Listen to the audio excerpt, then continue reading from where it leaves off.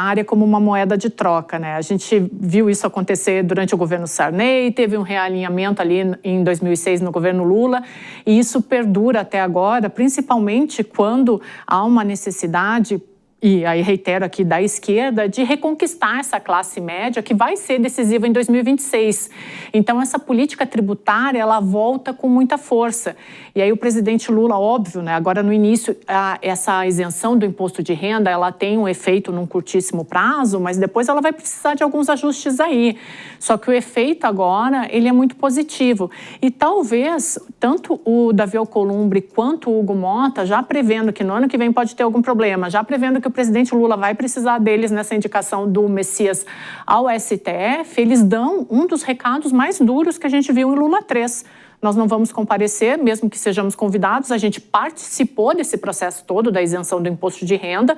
É uma diplomacia meio que às avessas, né? A gente participa do ato político ali, da composição do ato político, mas não da comemoração em si. Então, eu acredito, Thiago, que foi um dos recados mais duros que o Congresso passou para o Palácio do Planalto. E sobre a fala do presidente Lula em relação à prisão?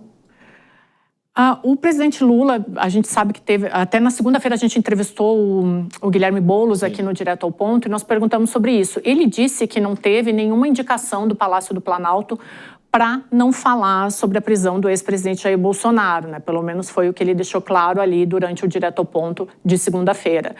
Mas de todos, diante de uma sociedade que está tão polarizada e de um governo que deve disputar com uma direita que vem com bastante força no ano que vem, eu acredito que foi uma fala até que moderada, viu, Thiago? E para você, Denise, começando pelo segundo assunto do André Anelli. Em relação à fala do presidente. Boa noite, Dora, Deise e Thiago, a todos que nos acompanham. Eu acho que o presidente Lula falaria alguma coisa em algum momento mesmo em relação à prisão do ex-presidente Bolsonaro. A questão da colocação dele, eu acho que foi de uma forma tranquila, sem comemorações, sem exageros. Agora, eu acho que faltou, aí voltando ao outro tema, o presidente Lula passar um recado para o Alcolumbre e o Hugo Motta. Eu acho que Fernando Haddad, o ministro, teve essa preocupação de falar da importância que os dois tiveram para a aprovação desse projeto, que era um projeto, uma promessa de campanha do presidente Lula, que era fundamental a estratégia dos dois para encaminhar as votações, e Haddad lembrou disso, né, da importância que os dois têm, não só pela aprovação que aconteceu no passado, mas de novos projetos que o governo ainda vai encaminhar. E eu acho que o presidente Lula perdeu uma oportunidade, talvez, de mandar algum recado mais favorável para o Alcolumbre, que ontem se manifestou muito contrariado por não ter sido comunicado antecipadamente, formalmente, da indicação de Jorge Messias. Ele disse que ele ficou sabendo quando houve a publicação, né, da indicação, que não houve qualquer contato pessoal antes, então ele se manifestou dessa forma politicamente. Ele tem agido aí contra a votação para a indicação de Jorge Messias, e mais do que isso, ele está vindo com pautas contrárias ao ajuste fiscal, contrárias às contas públicas, e Haddad sabe disso, da importância que ele pode ter. O governo ainda precisa da aprovação de medidas para conseguir fechar a meta fiscal. Eu acho que o presidente Lula perdeu uma oportunidade, mais uma vez, de buscar essa articulação política que é fundamental. Ele não tem uma base de apoio efetiva, uma maioria no Congresso, e precisa dos dois líderes. Essas pontas ainda estão soltas, é isso? Exatamente. Perfeito. Bom, e só para a gente fechar essa discussão sobre o que... a Dora quer falar. Pode falar, Dora. Quero. Não, porque a Denise levanta um ponto, Denise, interessante, aí quando você diz o presidente Lula deveria fazer... Denise, olha só, se ele tivesse se comportando, a sua pontuação me levou a pensar isso, se ele estivesse preocupado em se comportar como o presidente realmente deveria fazer esse gesto, mas o candidato está mais preocupado em demarcar terreno. Eles lá, eu cá, o Congresso, lembra que ele fez aquele jogo de Congresso, é defensor dos ricos e tal? Então aí, quando ele não faz esse gesto, terceiriza para o Haddad, é o candidato que está à frente da história. Só que ele tem mais de um ano de governo ainda à frente, muita coisa a ser aprovada, a ser discutida no Congresso, e vai depender muito dos dois. O distanciamento das lideranças pode levar a ser colocado em pauta projetos contrários aos interesses do governo e deixar de lado pautas que são relevantes para o governo. Então, é um grande risco. A gente continua em Brasília. O governo acompanha de perto a articulação pela sabatina de Jorge Messias no Senado. No Planalto, os aliados consideram que é curto o prazo para negociar o nome do advogado-geral da União. Assunto para Vitória Bel, chegando com as últimas informações. As costuras continuam. Ontem você já tinha falado desse tempo mais curto, mas existe justamente muita preocupação em relação a isso. Boa noite, Vitória. Boa noite, Tiago. Boa noite a todos que nos acompanham.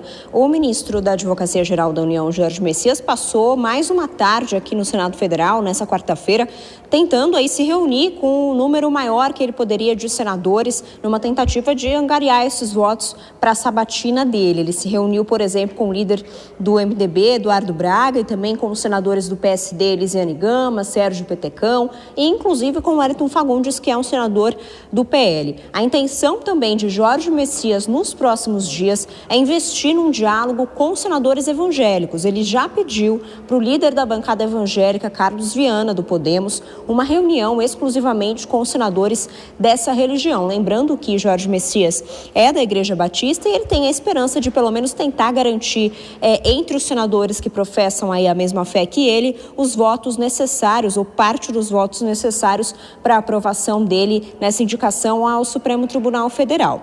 O que a gente também pontua é que Jorge Messias está meio que agindo sozinho neste momento, justamente porque os senadores da base governista, inclusive de partidos que não são do PT, mas lideranças ali do MDB, do PSD, que são apoiadores do presidente Lula, eles ainda não receberam nenhum tipo de pedido do Palácio do Planalto para ajudar o Jorge Messias nessa articulação para que o nome dele seja realmente aprovado na CCJ. Inclusive, eu ouvi de um governista que esse pedido não chegou e que, na impressão dele, eles estão avaliando que está faltando humildade para o Palácio do Planalto perceber que eles precisam da ajuda de outros partidos, além do PT, para conseguir aprovar o nome de Jorge Messias. Inclusive, o Jorge Messias esteve aqui hoje novamente, como eu disse, e falou com a gente, com a imprensa rapidamente, antes de ir embora, disse que vai continuar nessas conversas amanhã, lembrando que amanhã já é um dia mais esvaziado aqui no Senado Federal, porque os parlamentares já voltam para os seus estados, mas ele deve comparecer aqui novamente para novas reuniões. Ele disse que o trabalho continua nos próximos dias. O que a gente também destaca é que, por enquanto, claro, a data marcada para a sabatina de Jorge Messias é aquele dia 10 de dezembro, que a gente mencionou ontem, marcado pelo presidente do Senado, Davi Alcolumbre, mas existe a possibilidade dessa data ser adiada. O presidente da Comissão de Constituição e Justiça aqui do Senado, Otto Alencar, nos contou que, sem uma mensagem oficial do governo indicando Jorge Messias aqui para o Senado Federal, não dá para marcar a data dessa sabatina. E até o momento, essa mensagem não chegou para a mesa diretora do Senado Federal. Inclusive, aliados de Davi Alcolumbre estão enxergando nessa estratégia de demora do Palácio do Planalto para enviar a mensagem uma tentativa, sim, de deixar a sabatina de Jorge Messias para o ano que vem. Fato é que Davi Alcolumbre deve insistir para que essa sabatina ocorra o mais rápido possível. Tiago. É isso, as articulações continuam. O Jorge Messias circulando pelo Congresso Nacional, especificamente pelo Senado, buscando apoio dos parlamentares, os 81 parlamentares. Vitória Bel com os bastidores até daqui a pouquinho. Mais um giro com as nossas comentaristas para falar sobre a expectativa da sabatina, mas também dessa história, Denise, começando por você, se o tempo é curto para ele fazer a estratégia, ir de gabinete em gabinete, ou não tem jeito, o que está traçado vai estar traçado, não importa o tempo. Eu acho que pode ter um trabalho aí de convencimento, sim, dele. É um tempo curto para ele conseguir conversar com todos os senadores e convencer principalmente os da oposição, e tem um trabalho contrário que a gente não sabe qual a intensidade de Davi Alcolumbre, né? Que ele já se manifestou, e a conversa de bastidor é exatamente essa, que ele estaria desaconselhando, meio que alertando para o risco de ser rejeitado o nome de Messias. Talvez até por isso o governo queira ganhar tempo, mas eu não sei se isso não levaria a uma nova situação de confronto, Tiago. Odese, hoje eu li até um bastidor dizendo que ministros que foram indicados por Jair Bolsonaro estariam trabalhando até a favor dele para que essa aprovação se dê no tempo certo, mesmo com toda a articulação e com todas essas dúvidas, quem sabe a possibilidade de ser o primeiro que possa ser rejeitado, mas de qualquer forma as costuras continuam. Mas será que é possível isso? Eu acredito que seja possível, Thiago, pela questão religiosa do Messias, né? Então faz um certo sentido. Mas, de outro lado, a gente tem um ponto que é bem importante aí, que nós já mencionamos aqui na Jovem Pan, que é a questão do União Brasil e do PSD terem dito que preferem o nome de Rodrigo Pacheco.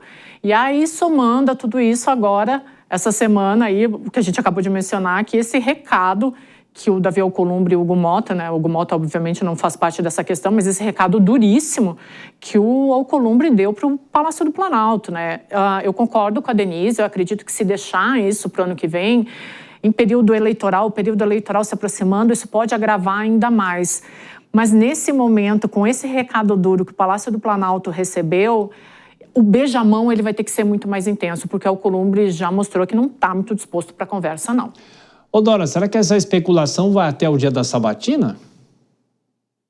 Depende de quando vai ser o dia da sabatina, né? Porque eu acho que a vitória traz um dado importante aí, que o Palácio do Planalto também não está parado, não está morto. Claro que o poder, nesse momento, está no Senado, né? Mas o Palácio do Planalto pode ganhar uns diazinhos aí exatamente pelo atraso ou pela demora nessa comunicação. Vale dizer que o presidente da Comissão de Constituição e Justiça, o senador Otto Alencar, é aliado do governo. Tudo bem que ele é do PSD, um partido que já se manifestou a favor do senador Rodrigo Pacheco, mas o Otto Alencar é um dos apoiadores mais firmes do governo dentro do PSD, desculpa. Agora, essa questão de Rodrigo Pacheco, bom, vamos que o Messias não passe. Eu acho que a última pessoa que poderia ser indicada é o Rodrigo Pacheco, porque senão o presidente Lula estaria transferindo a prerrogativa da indicação do presidente, do ministro do Supremo Tribunal Federal para o Senado. E essa prerrogativa da escolha é dele. Então, com essa preferência tão explícita em favor do Rodrigo Pacheco, isso exatamente é que agora inviabiliza o nome dele, caso Jorge Messias venha a ser recusado. Vamos ver, porque além desse recado de não comparecer, virar as costas a um convite do presidente da República para cerimônia que a gente comentou agora há pouco, ainda teve a votação das aposentadorias dos agentes de saúde, que foi uma decisão unânime do Senado. Então, o que foi interpretado como uma pauta-bomba, pautada em reação à contrariedade do Davi Alcolumbre com a indicação do Jorge Messias, quando você tem a votação desta pauta unanimemente, 57-0 votos, isso significa, se a motivação da pauta foi a contrariedade, essa é uma contrariedade que se estende pelo plenário do Senado. 57 votos. E como o o novo ministro precisa ter, no mínimo, 41 votos. Então, é uma situação que, no mínimo, vai dar muito trabalho ao Jorge Messias e ao Palácio do Planalto. Não à toa, Tiago, você se referiu a essa notícia de que os ministros supremos já estão se movimentando em favor de Messias, mesmo ele não sendo a pessoa da preferência ali, mas justamente para evitar a situação de uma possível recusa no Senado.